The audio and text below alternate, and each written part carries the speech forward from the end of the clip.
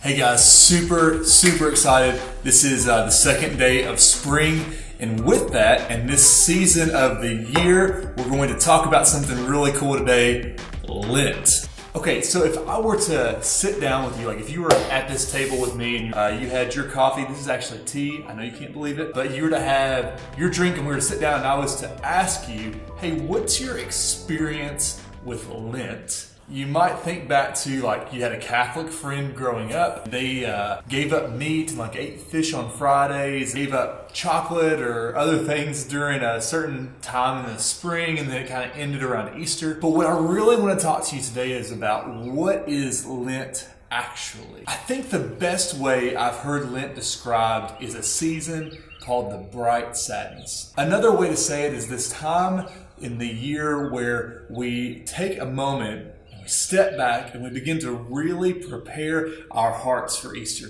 So maybe you're familiar with another season in the church called Advent, right? And so Advent is all about approaching Christmas and then like thinking through like, how can I prepare my heart to celebrate the birth of Jesus?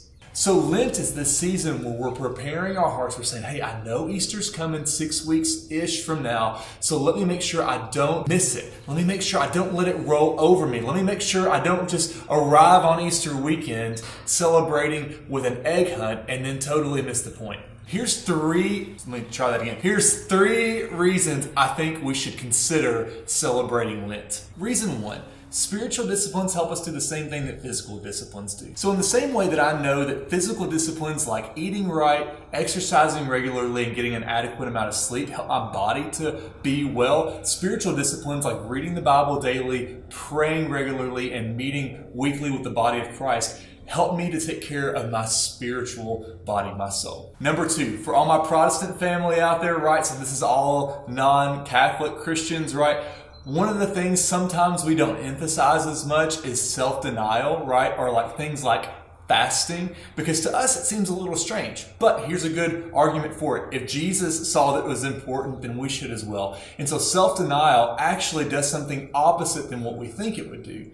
When we deny ourselves, we logically think that we'll feel like we're without, that we'll be suffering. But one of the things that we see happening, not just in the scriptures, but in practicing these things in our spiritual life, is that we begin to actually experience more of life. So if you've ever gone through a time of fasting, or you've ever gone through a time of like intensely setting aside time to spend with the Lord, you'll notice it doesn't take away, but it adds significantly to your walk with the Lord. Number three, liturgy, when it's done well, or when I say liturgy, you can think of like how we practice together our faith in a church community. When it's done well, it's a lot like setting aside time on your calendar for a date night with your wife or your husband. Or it's a lot like setting aside time on your calendar to do your daily time with the Lord. It's us together saying, hey, let's be intentional about setting aside time on our church calendar to focus on what is Christ doing when he goes to the cross? What is he doing when he dies there, taking on the wrath of God? And then what does he accomplish in the resurrection? Hey, I hope you found this video helpful. Lent, all said and done, is about pointing our hearts to Jesus, and I hope that it's helped you to do that. Hey, I hope you found this video helpful for you and your family. Feel free to share it. You can find more videos that I've done here on Facebook if you want to add me on Caleb Phelps, or you can find them on YouTube as well. I serve as the Associate Pastor for Worship Arts and Discipleship at South Fork Baptist Church in Hodgenville. And so this is just one of the ways that I'm trying to connect with you guys each week to help us all to grow together in our relationship with Christ. Love you guys. Have a great finish to your week.